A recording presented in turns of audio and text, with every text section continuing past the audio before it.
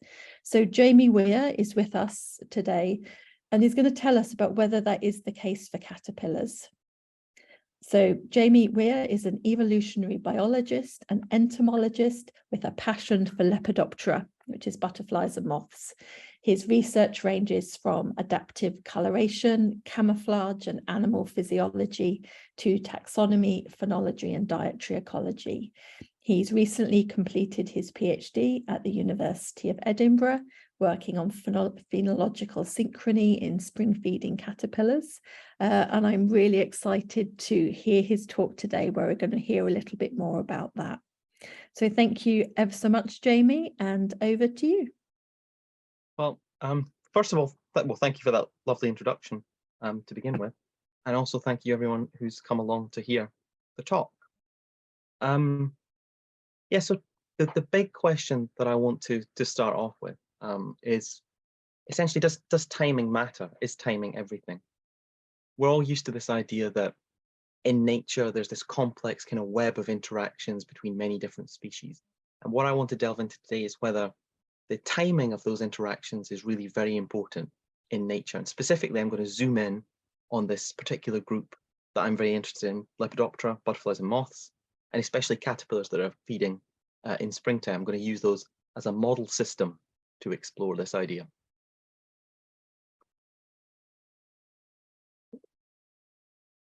So first off, I start off by saying very generally, timing does matter. Environments change over time as well as over space. So we have cycles of different environmental conditions throughout the days, across the seasons, through the years. And these can be directional changes over long periods of time, or they can be cyclical, kind of repetitive changes. And organisms pass through time as well as through space if they're moving around. So they experience a range of different conditions through time as well as through space as they move through the environment. Now, where these temporal changes, these changes in environmental conditions across time, where those are predictable or cyclical, then organisms can adapt to those changes as well as to changes in the environment through space.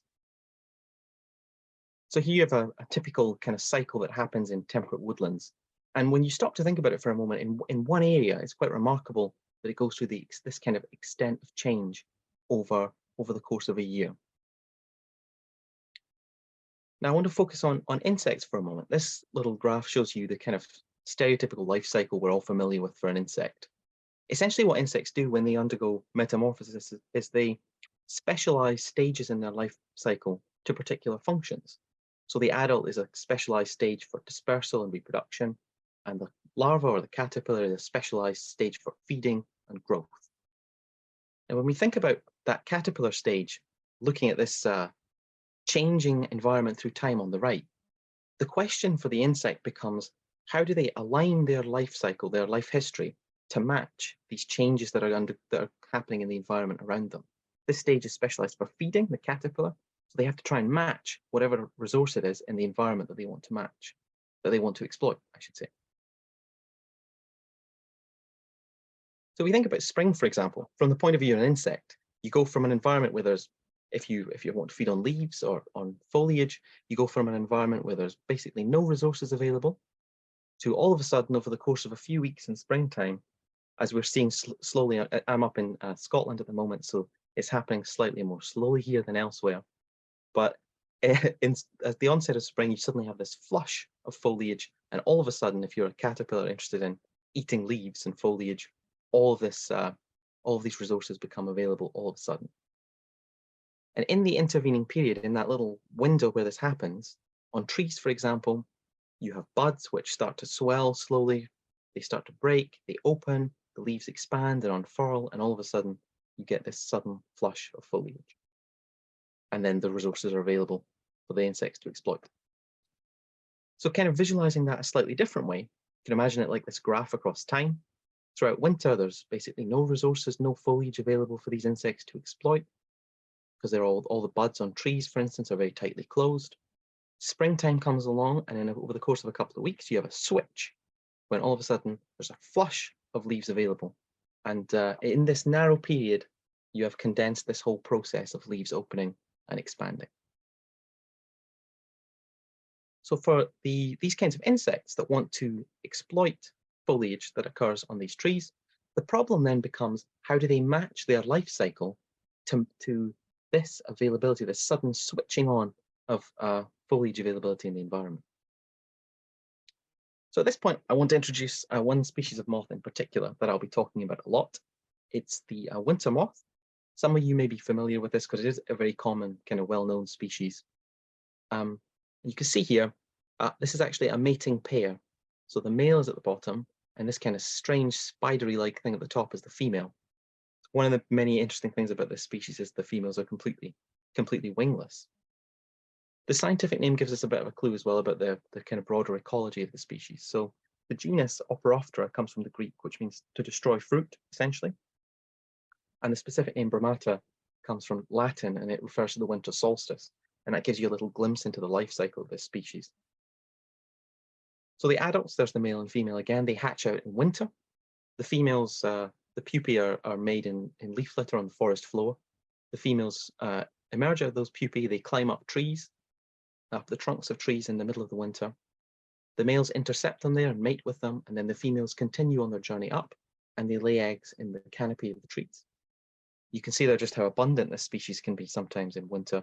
You see a flurry of males there around the trunk of a tree, attracted to all the females that are on there.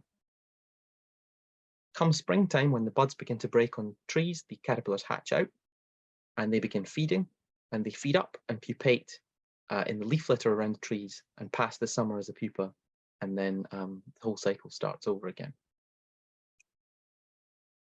So for these caterpillars, the problem they have is, how do they match their hatching in spring with the appearance of foliage on their trees? And at a very basic level, the solution they've hit upon is that they mirror the developmental cues that their hosts use. So temperature affects the timing of leafing on trees in springtime, and temperature also drives the timing of hatching of the caterpillars. So that helps them align their phenology, their timing of their life history, fairly closely. But, and this is a big but, this can never be perfect, because there's between individual variation in terms of the timing of the spring phenology of these different trees. So here, this little picture on the right, you can see two oak trees immediately next to one another. And the one on the left, the buds are completely closed, and the one on the right, the leaves have actually started to expand and open. And so you can see, if you're a little caterpillar hatching in springtime, really whether you live or die depends whether or not you hatched on this tree or this tree on the right. Because there's just this kind of level of variation between different individual trees, and also between different species of tree. And that accounts for the fact that although spring does happen in a sort of narrow, fairly narrow window, we see it as a patchy process across the landscape, because different species, different individual plants respond at different rates to the changing environmental conditions. And so that means that some caterpillars are bound to hatch late, and some of them are bound to hatch early with respect to the host plant that they find themselves on, the plant that they want to feed on.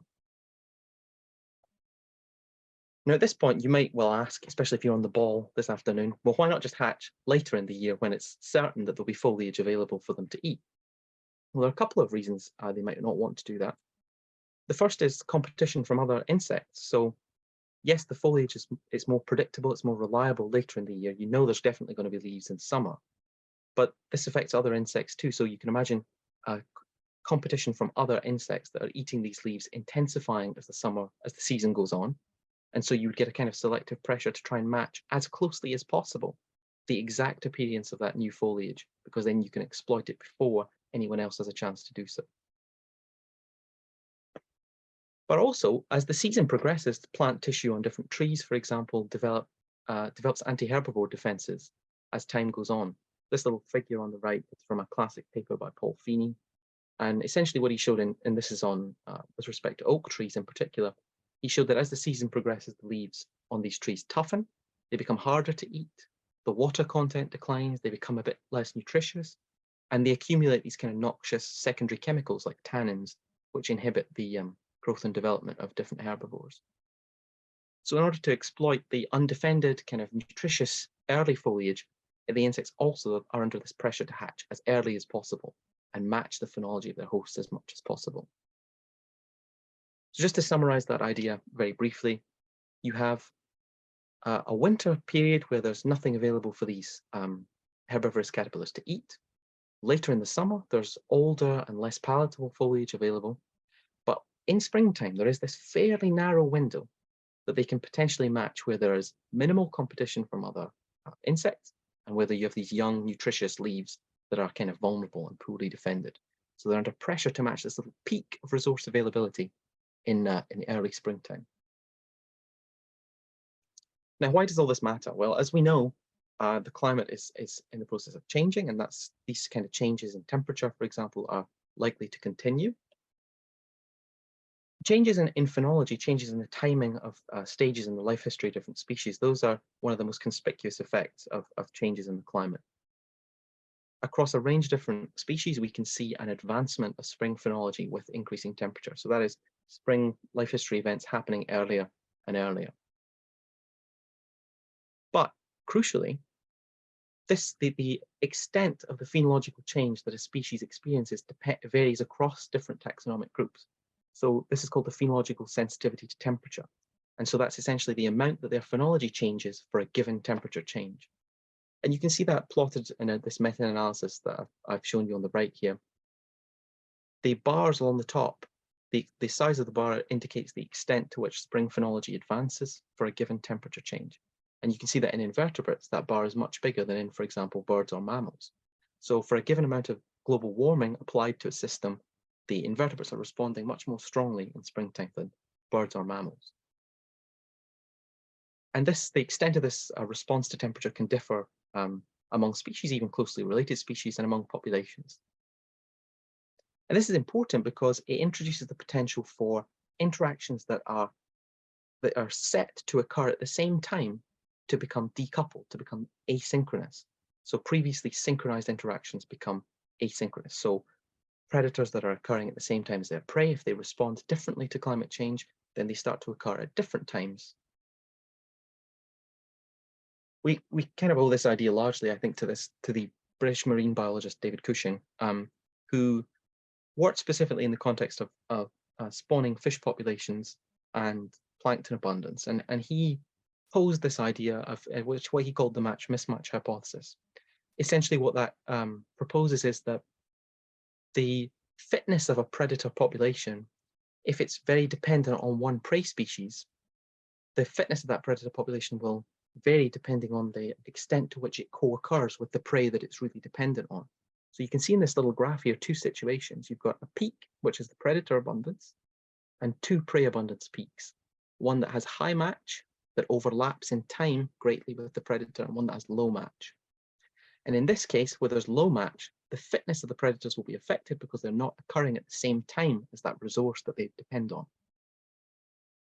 Essentially, to sum that up, he argued that the fitness of a consumer, if it's very dependent on a single prey species, can depend on the relative synchronization between the timing that it occurs and the timing that its prey occurs. So bring that back to the caterpillars that I was talking about earlier on. They're part of this classic study system that's used very widely in population biology and ecology that goes from trees, caterpillars, up to insectivorous passerine birds. Now, each stage in this food chain has come to be kind of exemplified in lots of research by these three species, by English oak, by winter moths, which are, as I mentioned earlier, are very abundant spring-feeding species, and blue tits. Now, when I talk about synchronization in this system, what I'm referring to is at the onset of spring, we have buds breaking on the trees, as I discussed earlier on. The caterpillars are hatching in response to temperatures to exploit these newly available leaves. And the birds, in turn, are breeding so that they time the hatching of their chicks to coincide with this newly available insect food resource. So you have three levels in this food chain that are kind of lined up in time and that depend on one another. Now, the importance of synchrony between the caterpillars and the breeding times of these birds has actually been the subject of quite a bit of research over the last few decades. Far less well known is synchrony between these two bottom levels of the food chain, between the caterpillars and their host plants. One study that's attempted to look at this is this very nice paper by Van Asch et al. From 2007. And essentially, they try and estimate the fitness of caterpillars that hatch at various times relative to their host plant. You see on this little graph on the right there, 0 is caterpillars hatching in perfect synchrony with their host plant. And you can see that fitness, so the fitness of an individual caterpillar is maximized when it hatches exactly when buds break on their host tree. What's really startling about this figure is that they estimated that fitness declines to almost zero if the caterpillars are as little as 5 days late or 5 days early on their host plant.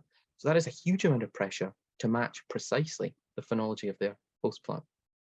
And just to reiterate what I talked about earlier on, what's happening here is that caterpillars that hatch too early starve, and caterpillars that hatch too late are having to feed this sort of subpar, nutritionally poor leaves that occur as the leaves mature on the tree. And so you take that on the one hand. On the other hand, there's also evidence that the phenological sensitivity to temperature, the extent to which the phenology of these two food levels in the food chain change with temperature, that differs across the two levels. This is a nice paper that shows that in winter moth populations in the Netherlands. So what they found is that over the 3-decade period shown in the graph here, the difference in timing between caterpillars hatching and buds breaking on their host, that was increasing over those 3 decades. So we have found if the two species are dependent on one another, if they're responding differently to temperature changes that are happening, then we could see something like this, where a situation we have at the moment where the peak of caterpillar abundance and the peak of foliage abundance are closely matched. If they respond differently to climate change when we apply climate warming, we could end up with a situation like this, where the two peaks of abundance become knocked out of alignment. And you can see how that would have severe impacts on the caterpillar populations. And of course, these are part of a broader food chain. So if the caterpillars are affected by this, then it has important implications with regard to the stability of these food webs in general, because they're part of a broader network, and these kind of fitness effects, population effects, can ripple through food chain. But, again, this is where I'm going to pivot slightly in this story. It's not quite as simple as that. So first off, as I mentioned, these two species, English oak and winter moth, are used often to exemplify these levels in the food chain because they're so abundant. But actually, the spring-feeding caterpillar guild is actually very taxonomically diverse. There are a whole range of different species that hatch and feed in spring on these different plant leaves. And also, most of these species are trophic generalists, so they feed on a wide range of different plant species, not just oak. In fact, in the winter moth, it's been recorded feeding on foliage of all these different plants in the field. So that's 31 different plant genera over 15 different families. So that is a hugely generalist diet. Some very odd ones there, like heather too. Now, each of these host plant species is going to vary in their underlying nutritional quality, their inherent nutritional quality, their abundance in the field for any given population, the rates of phenological development, the speed with which they develop and open their leaves and so on in springtime. So I emphasize all this merely to say that if you're a caterpillar of any one of these caterpillar species hatching out in springtime, the phenological stage that you experience, the stage in the leafing of a plant that you experience around you, can vary hugely depending on just where you happen to be, which tree you happen to be on, which part of that tree you happen to be on, when exactly you hatch out. So there's a huge amount of variation and uncertainty in their environment. So I think the real question should be, placing to one side considerations of climate change and so on for the moment, I think the real question should be, if we have this huge amount of variation and uncertainty existing in the onset of spring, the patchiness of spring and the unpredictability of it for a caterpillar that's hatching out, we have that variation, and as suggested by the work that I showed a moment ago, hatching late or hatching early is actually deeply detrimental to the health of these little caterpillars. The question is, how do they actually persist at all, given all this variation and given the severe effects of asynchrony? Are they perhaps more resilient to mistiming than we've been previously supposing? And these are the ideas really that troubled me at the very start of my PhD and kind of informed most of the experiments that I did and much of the reading and the way I was thinking about this throughout the course of the PhD. What I wanted to do in some of my experiments was try and reassess some of the old certainties that we had, to reappraise some of the assumptions we were making. I wanted to ask not just about winter moth and oak, but I wanted to say, what are the effects of asynchrony on these caterpillars across the whole guild of caterpillars? You know, all these different species. How are they affected across all the different host plants that they eat? And for the rest of my talk this afternoon, I'm going to go over a couple of these, couple of the experiments that I did with you. So first of all, I'm going to talk about how caterpillars might cope with hatching too early. And the second part, I'm going to consider the consequences of hatching late. So first off, hatching early, hatching before foliage is available, before buds have broken on your host tree. If you happen to be a little caterpillar and you hatch out and you find that there's no foliage around you, the buds are all still tightly closed, there are three strategies basically that you can adopt. The first is to leave, so you can disperse via what's called ballooning. They spin a little silken thread and they're carried off on the wind. Naturally, that's a very risky strategy, but they just hope that they land somewhere that's more conducive to feeding. The second option is just to wait. They can just hunker down, do without food, and hope that if they can survive long enough without food, the buds will eventually open and they'll eventually be able to feed. And third, this is maybe most interesting, is they can make do with what's available, even if the buds aren't open. So here I've got two quotations because it illustrates nicely this conflict that exists in some, especially in some of the older literature, around whether or not caterpillars can survive by feeding if they hatch too early. So this is all talking about the winter moth. This first quote comes from a guidebook on biology of different caterpillars. And what it mentions is that in the case of the winter moth, it says they commence their destructive career by eating into the young, unexpanded buds of their host tree. Okay, now contrast that with this other paper that was dealing with phenology, and they say at the bottom here, larvae that hatch early starve because they cannot feed on the closed buds. So that's quite a conflict. And you tend to find that entomological literature focuses on the way in which these caterpillars can cope with the uncertainty in the environment. And the phenological literature tends to, the literature on climate change, on asynchrony, that sort of thing, that tends to emphasize the way in which timing is very important. The two of these questions I did some experiments on in my PhD, and they were the focus of this chapter. And I'm going to talk about those this afternoon. So first strategy of all is waiting. So in other words, just tolerating starvation. So in the first experiment I'm going to talk to you about, I wanted to ask, how long can caterpillars wait under different environmental conditions for food to become available? And does that time that they're able to wait, does that vary between different species? So to look at this, I took livestock from the field, hatched the caterpillars out in springtime and placed them in cultures of a few individuals. And these cultures were kept at two different temperature treatments, at 5 degrees or 21 degrees. Naturally, this is quite a simple experiment because it was a very kind of exploratory study. And I recorded the survival of individuals daily. I looked at this selection of 5 different species, spring-feeding caterpillars. You can see a couple of them you perhaps might recognize. The gypsy moth is very, very well known. Winter moth, of course, is also well known. These are kind of pest species, that's why they're fairly famous. And this graph gives you an idea of some of the results. So along the bottom here, you can see each of the different caterpillar species. And on the left shows the predicted mean survival time in days. It's the average time that they can survive without food at different temperature treatments. Now, first thing to note is that there's a great deal of interspecific between species variation in the tolerance that they have for surviving without food. Look at this species, for instance, Lymantria monaca, which is the black arches. At 5 degrees, they can survive 30 days without food, so that's almost a month. That's a huge amount of resilience. But also, increasing temperatures decreases the tolerance, and of course that has implications with regard to climate warming. You can see in the same species that tolerance reduces from 30 days down to about 7 or 8 days when the temperatures increase to 20 degrees. Naturally, these are extremes of temperature, of course, as well, but it's a useful comparison to make. Overall, though, in many cases, there's a surprising degree of tolerance to starvation. On average, across all these treatments, around about 10 days, it's about a week. Some species are definitely more sensitive than others. You can see the winter moth, Ophrofta brumata, at 21 degrees is very sensitive to starvation. They don't last long at all. But on average, there's about a week's worth of starvation across these species, which is quite resilient. So that suggests that just waiting it out can sometimes be a good strategy for these caterpillars.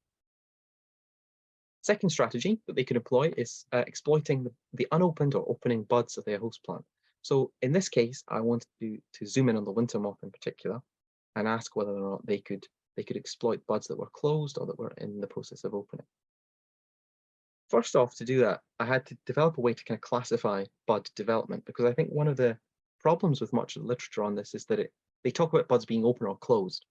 But as you can see from these pictures here and the slow progression, it's not quite as simple as that. There is a slow process of expanding, breaking gently, opening, and the leaves are expanding all this time.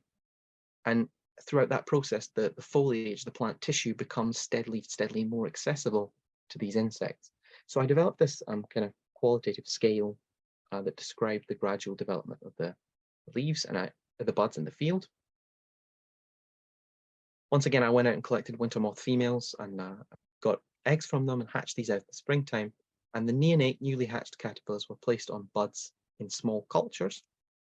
And I tested bud stages 1 to 4, which you can see illustrated there on hawthorn, across 9 different host plant species.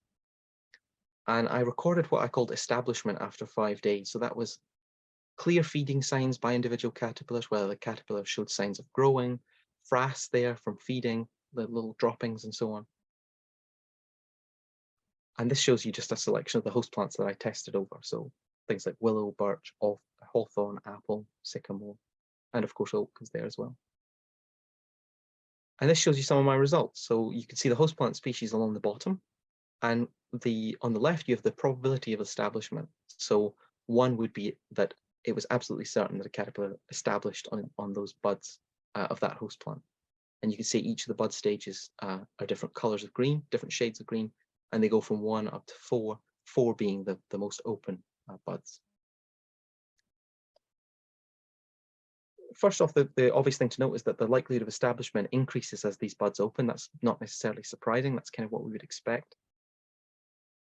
But, and this is the really interesting finding for me, was that it can still be quite surprisingly high, even when the buds are basically completely closed. So if you look at, for instance, apple here, Malus domestica, bud stage 1, which is basically just a slightly swollen bud, the probability that the caterpillars start feeding and growing on buds of that stage is almost 50%, which is really quite surprising to me.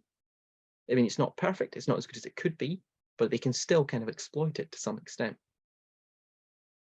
And again, so this does suggest that making do with what's available can actually be an effective strategy if you find yourself hatching too early as one of these little caterpillars. So they can cope in that respect. This again highlights a couple of these really unopened buds. You can see the stage 1 apple bud there, and the hawthorn, the equivalent hawthorn one here. The probability on that is a little bit lower, it's about 25%, but still these buds are very closed, so it's rather surprising to me. This picture kind of shows you what I mean by when I say establishing on the buds and feeding on them. The top here, there's an apple bud shown, and you can just see, just peeking under a bud scale there, a little winter moth caterpillar. And it's zoomed in on picture B here. You can see just the back end of it. So it's just stuck its head under the scale, and it's just munching on the green tissue underneath.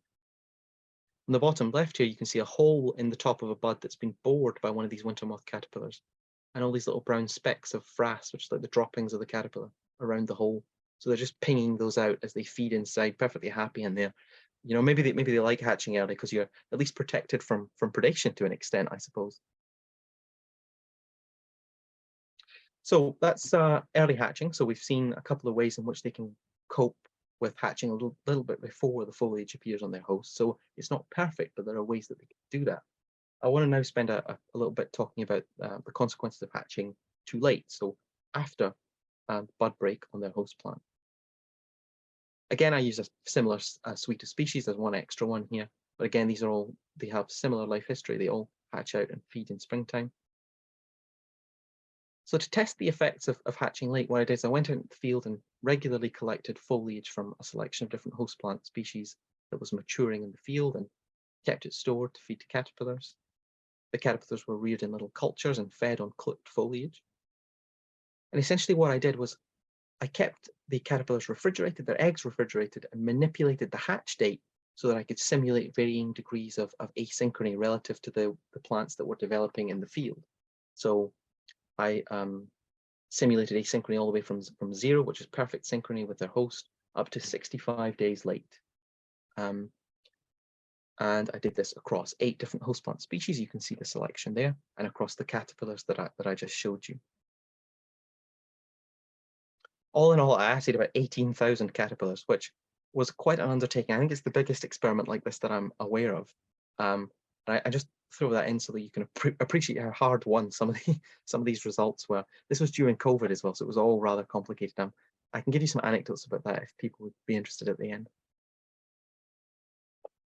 So how did I measure the effects of asynchrony? Well, I tried to quantify performance based on the survival of an individual caterpillar to pupation, which is a fairly obvious one, and also the mass of the pupae that they produced at the end. So this is a little bit more, a little bit trickier. So basically, if the caterpillars are feeding on very nutritious foliage, they become bigger, they produce bigger pupae, and in turn they produce bigger females, and those females contain more eggs. So pupal mass is a very good predictor of the number of offspring that an adult will actually produce. So a good measure of fitness.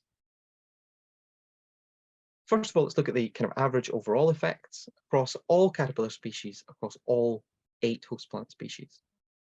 If we look at survival, you can see the extent of the asynchrony on the bottom and probability of survival on the left. So you see that it does decline. Asynchrony does reduce the probability of survival, but it's fairly gradual. The trend is strong and it's there, but it's rather gradual, not as steep as I showed you earlier on in the graph from the other paper I mentioned. If we look at pupal mass, the relationships are much flatter with increasing asynchrony. So it seems that timing does matter to an extent, but variation in survival is the most important determinant of that. The pupal mass doesn't come into it very much. So how do these effects vary between and within individual species, though? Well, brace yourself for a very complicated set of graphs here. Okay, so this is very difficult to get your head around. Essentially, each of these graphs are the same as the one you saw before. You see the extent of the asynchrony on the bottom and the survival probability on the top. And it's on each caterpillar species, on each of the host plants, which are the different colored lines. Now, the reason I show you this is it's too much to try and process all at once, but what I wanted to emphasize was the extent of the complexity of this graph. So just how much messiness and variation there was in it. You can see kind of averaged across all of these pictures, the general trend towards asynchrony, reducing survival probability. That's sort of obvious. But what also stands out, and the reason I wanted to show this, was some of the really idiosyncratic effects of particular caterpillars on particular host plants that really deviate from the norm. And some of them are sort of give you the impression of being more sensitive to asynchrony than others. So the winter moth looks particularly sensitive to asynchrony compared to something like the vapor moth down here in the bottom left. On many host plants, the survival probability stays at almost 100% in this species until about 40 days, 40 days of asynchrony, which is like over a month hatching late. So you can see overall that general trend towards declining survival if they hatch too late, but there are some very interesting effects, particular species that are different, particular host plants that are different. We look at pupal mass that's achieved by the caterpillars. You see a similar kind of messy picture, but it is much flatter a response, as was kind of suggested from the averaged graph that I showed you a moment ago. So just to summarize those results again, what we see are there are strong, though gradual, effects of performance effects of asynchrony. So again, averaged across all these species, across all the host plants, we do see a decline, but that decline is fairly gradual, but it's definitely there. And it's interesting because averaged across all the species, probability of survival to pupation declines to about 25%, but only after 60 days of asynchrony. So that's like hatching 2 months late. So it's a huge amount of resilience, very surprising to me. There's a lot of variation between individual species and host plant and caterpillar combinations.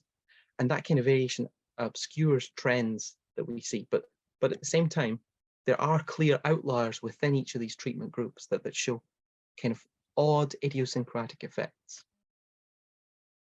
So in this graph at the bottom, for instance, you can see how there's 2 sort of groups. There's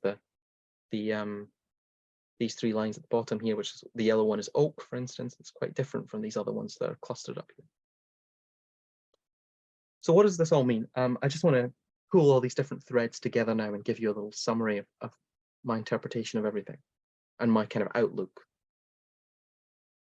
Essentially, these spring-feeding caterpillars, they occupy what is, I think, a really inherently uncertain ecological niche. There's uncertainty when they hatch about what hosts will be available, how abundant will those hosts be, when will they be available, at what stage of development will they be in when the caterpillars hatch, what condition will the foliage be in, and so on. So there's a huge amount of variation inherent in this niche of trying to hatch and exploit foliage as early as possible. And so timing and synchrony is obviously important for these species, but at the same time, they're also buffered against some degree of asynchrony with those host plants. So if they hatch a little bit early, as we've seen, they can disperse, They can cope with a bit of starvation. They can exploit the buds to some degree. It's not perfect, but they can still do it.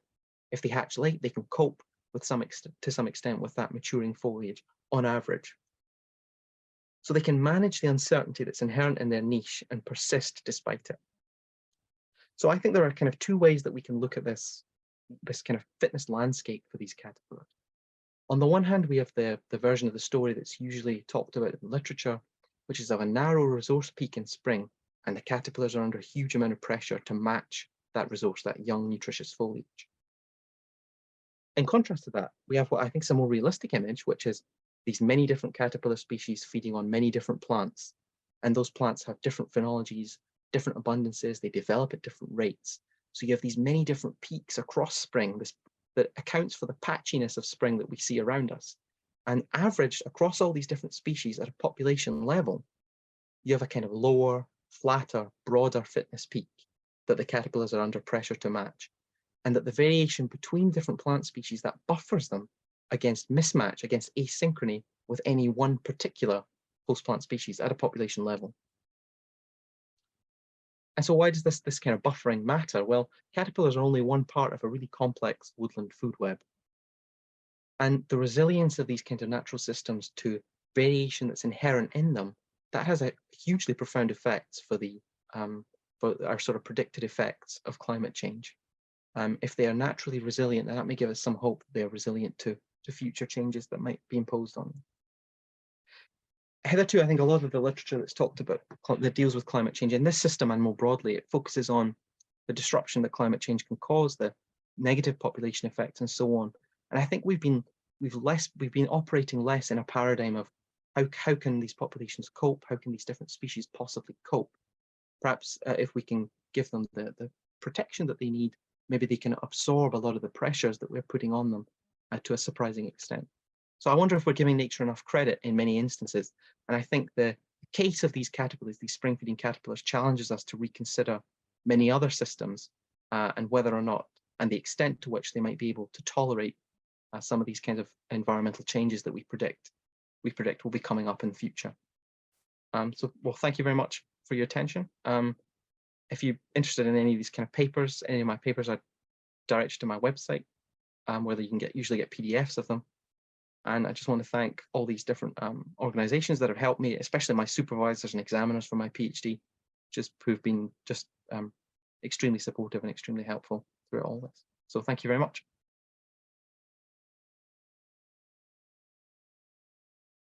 Hi, Jamie. Thank you. That was really, really fascinating. And having looked at having done maybe slightly similar studies, I researched plant pollinator interactions. I can just imagine how much work all of that controlled rearing experiments were with your caterpillars. Yes. Definitely very difficult. And I'm actually going to start with the first question that we've got up on our Q&A here, because you're clearly very good at rearing caterpillars. And actually, Charlotte asks, great talk, Jamie. May I ask how easy it is to rear caterpillars at home? For example, if I see caterpillars on nettles that are about to be stripped down, would they survive, and would I be able to keep on looking after them? Okay, so that's a very good question, actually. I would say that caterpillars are very friendly for people who want to try and rear them. It's just a really good species, a group to start off with. If you're collecting caterpillars like butterflies from nettles, one thing I would caution is that they've been infected with a parasite. So what will happen usually, if you collect peacock or small tortoiseshell, which are butterflies, if you collect those caterpillars from nettles, you'll find that maybe 95% of the caterpillars are parasitized. So that what will hatch out of the pupa is not a butterfly in the end, but some kind of small fly, or some kind of, dare I say, slightly ugly fly, or slightly ugly parasitic wasp, something like that. At the risk of offending people, I hope the Hymenoptera people aren't here. But that in itself is a really interesting thing to do, because we do lack a lot of information about these parasitoids, because historically people have been rearing butterflies and moths, and this ugly fly comes out, so they just chuck it away and no one records anything about it. So yes, if you do want to do it seriously, there are lots of companies that supply livestock from sort of captive rearing, so you're more likely to get ones that aren't parasitized. But it depends on the species, of course. You can go out and collect them and see what happens. I do remember my first experiences as a young girl having cabbage white caterpillars and pupae, and then them being full of little parasitized wasps that then went everywhere in my bedroom. So yes, definitely learning the other intricacies of the food webs of caterpillars. So Helen asks, do we have data on population trends in these different caterpillar species? So they're they obviously have a degree of tolerance here. Is this reflected into kind of stable populations of these species? Well, I think that's an excellent question, and that's actually something that I'm trying in various applications to get funding to look at, because as far as I'm aware, the data obviously does exist. There are lots of papers that have come out recently about looking at long-term trends in different moth populations. So the data is there, but as far as I know, it's not been sort of parsed in that way. It's not being looked at in that sense, because I'd like to kind of see, for instance, are these caterpillars that feed more in springtime, are they more resilient to these kinds of changes than other species? Do we see like less severe population declines in them than in others?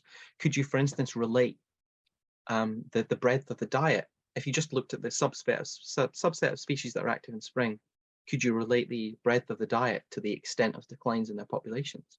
You know, these are all, I think, things that it's a very good question, and these are all things I think should be looked at. As far as I'm aware, that's not been done. So, but it's definitely something I would like to do. It's a good question.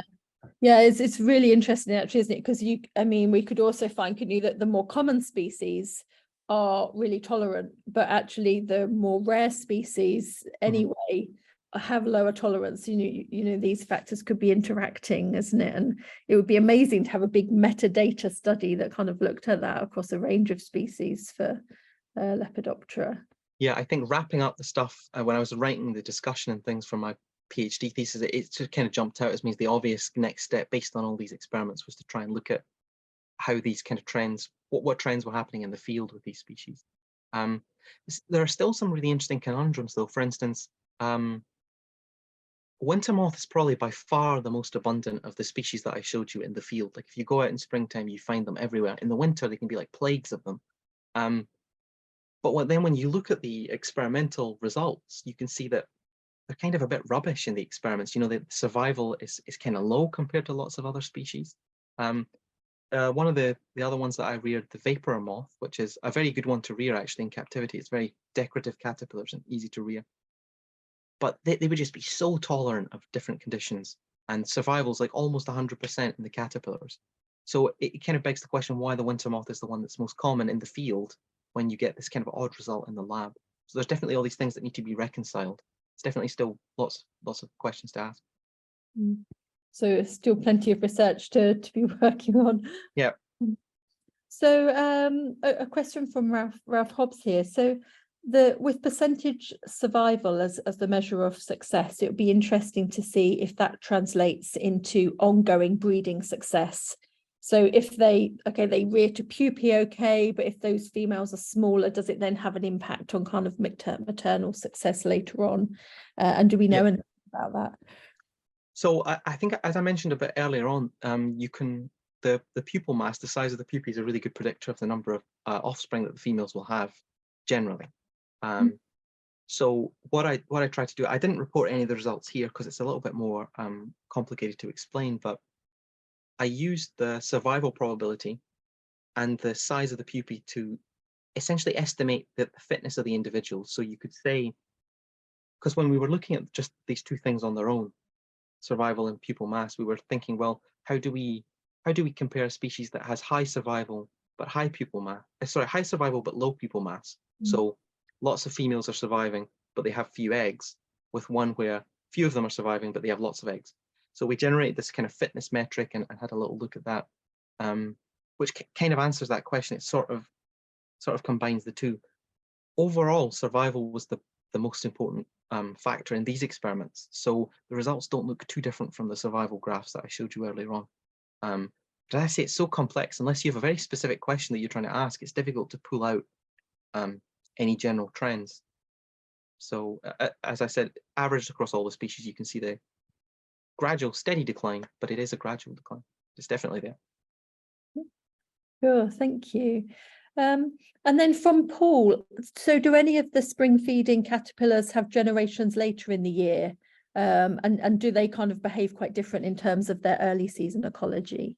That's a very, very good question, actually. So some of them do, some of the ones that I showed you.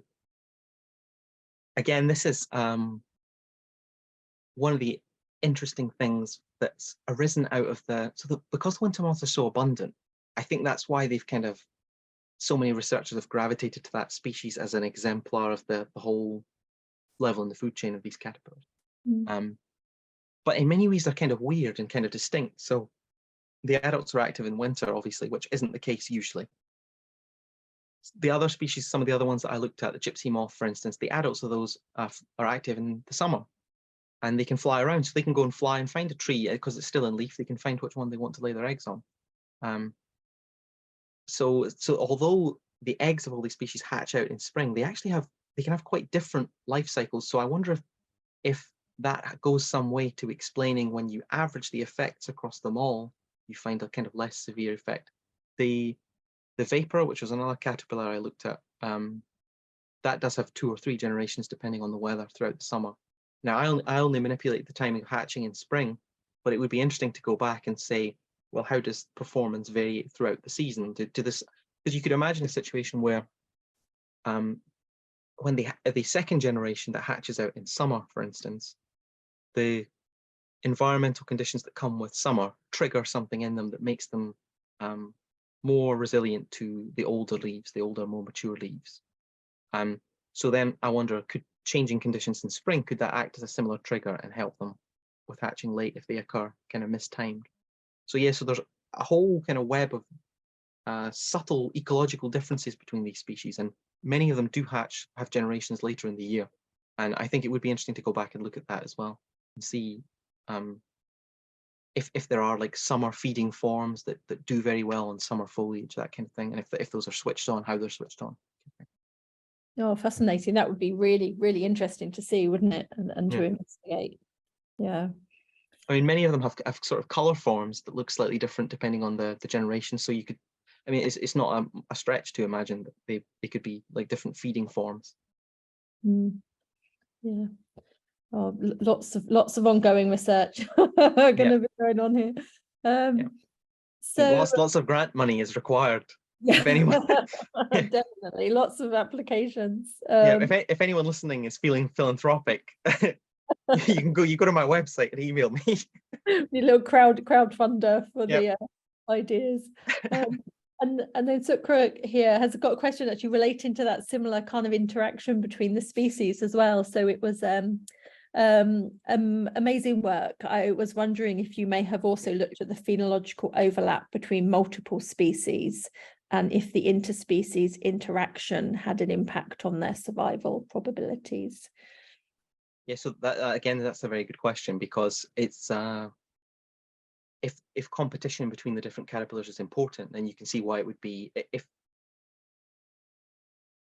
So to take a step back for a moment, I believe, I can't remember the exact paper, but there was a paper recently, there was a meta-analysis of different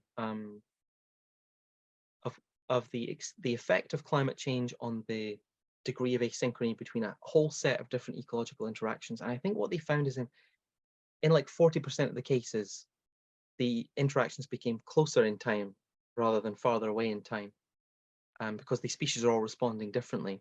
So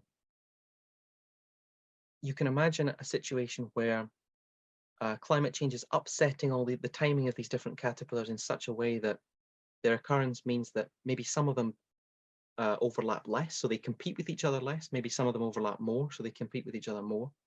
Yeah, that's as far as I know. That's an area that hasn't really been looked at all. But obviously that could have a big effect on their populations as well. I tend to think that there's just, as I was trying to emphasize throughout the talk, is there's just so much variation in these environments. It's so kind of, in many ways, so unpredictable for the caterpillars, what the environment they're going to face when they hatch out. And there's so much kind of microclimatic variation that these distinctions might be kind of blurred in nature. They might not be as kind of, they might not be as distinct as we can imagine them if we draw little peaks on a graph and we say, oh, well, these ones are going to be overlapping more, so they're going to compete more. I think it's a little bit messier and blurred than that, even within a single population. So you just think about the amount of variation that exists within a single woodland. So again, that's a really interesting question. I think something that needs to be looked at. One of the things I wanted to do was just simply see if species that were active later in the year tended to have less generalist diets, because that would be an obvious prediction from the kind of argument that I've been making here, that it's an uncertain environment, so they have broad diets to cope with that because they're not sure where they're going to end up. That's something that could be easily tested, and I hope to do that very soon again. Yeah, it's interesting. One of the comments from Margaret here, which kind of links really nicely to that, was that, you know, it's an argument for biodiversity against monocultures. And it's interesting, isn't it, that actually what we're seeing with this big network structure of generalists is that you've got this kind of give and take that we're seeing potentially in that. And so this might compete more, this might less, but the whole thing kind of has an opportunity to balance out and be more resilient. No, I think that's a very, very perceptive comment. I think that's an extremely a good point to make. I really think that at this stage in the game, I think what we ought to be doing is trying to think of ways that we can help environments be more resilient. So, and that means like encouraging biodiversity, even in places where we're trying to integrate the places that we live with nature more. So think of nature less as like a separate place where so there are humans here that live in the city and there are animals and nature over there, and we protect that as like a little bubble. We want to try and just like integrate the way that we live with nature.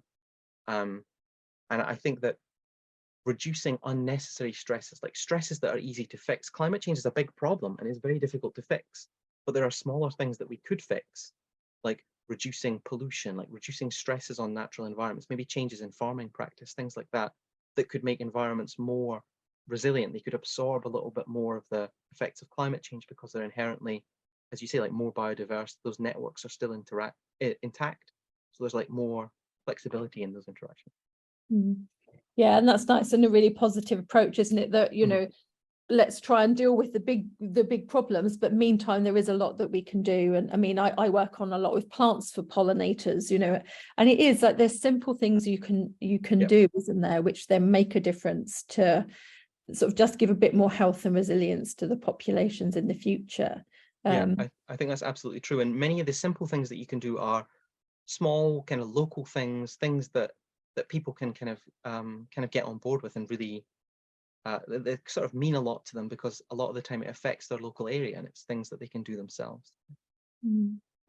So I've got one more sort of ecological question. So Celeste asks,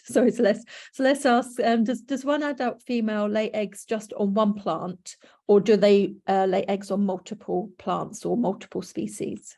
So this ties in a little bit to the life history of the species. So if the females have wings, like the like gypsy moth, for instance, or some of these other ones, then they can fly around and lay eggs in different places. For the winter moth, where the females are flightless, they just hatch out and they crawl up what they assume is a tree trunk. I mean, they could find themselves climbing up a fence post and then they're stuffed, because that's the only place they are. They can't move around. So they do lay their eggs throughout the tree as they climb up and as they move around the canopy, but they are stuck in that one individual tree. And so again, that itself, I think, is a sort of pressure to try and make them as flexible and as generalist as they can possibly be, because wherever the female happens to climb up, that's where our offspring are stuck. Yeah, and there's a few more sort of questions related to that. So Roger Kemp was saying that most of the rare British butterfly species only have one host plant. So for example, there in Buckinghamshire, the black hair streak only has blackthorn as a live or host plant. And I guess that this could be a major Achilles heel, this kind of specialization of some species compared to generalization. Yes, I think that's absolutely true. It's always a trap that you can kind of be maneuvered into by evolution as you optimize your performance and you become so specialized that some subtle change in the environment messes that up. You can think about these caterpillars though as they are very specialized. What they're specialized in is a phenological window, so a window in timing. And the price of that specialization is they've had to kind of broaden their diet out so that they can cope with the kind of the unpredictability of that little window, but they are specialized for this early window at the cost of having a specialized diet. So they've kind of been sucked into that trap. Yeah. Cool, thank you. And then more than one person here in the questions has said, lots of people have said fantastic talk, thank you very much. And then definitely more than one person has asked if you do talks for schools and what we can do in schools, but also could some of your experiments be reproduced in schools to demonstrate fitness to school children? I think some of them in a simplified way certainly could. If anyone's interested in that, they should please do email. I'd be very happy to talk at schools, and I'd be very happy to talk about how maybe some little simple experiments could be done that would be useful to illustrate those things. I think there's definitely ways it could be done, and it's a very fun hands-on task as well, rearing them. It's not fun when you have to rear 18,000, but if you're just rearing a few, then it's quite a fun engaging thing to do, I think, especially for children. So yeah, if anyone's interested in that, if you go to my website or even contact me through Twitter or something like that, I'd be very happy to talk about it. Cool, fantastic. Well, thank you, Jamie, so much for your talk. Really fascinating, incredibly important work, and really nice to see this done in an experimental setting where a lot of this work hasn't been done, and it hasn't been done because it is so time consuming and fiddly to do this level of rearing, isn't it, and get those sample sizes that you need. And I think, like, you know, untangling these relationships with these very careful, detailed experiments is incredibly important and lovely to see. And it's been lovely to see, as you've presented your talk and your questions, how you then go from that to this. Okay, from this we can now look at the whole of this ecosystem and how these different things will interact. So thank you so much for joining us this lunchtime, and it has been lovely to speak to you. And thank you all to the audience for all of your fantastic questions and support. Yep, thank you very much, everyone, for coming along. It's been very, very nice to see so many people. Thank you. Cool, thank you, Jamie. Thank you.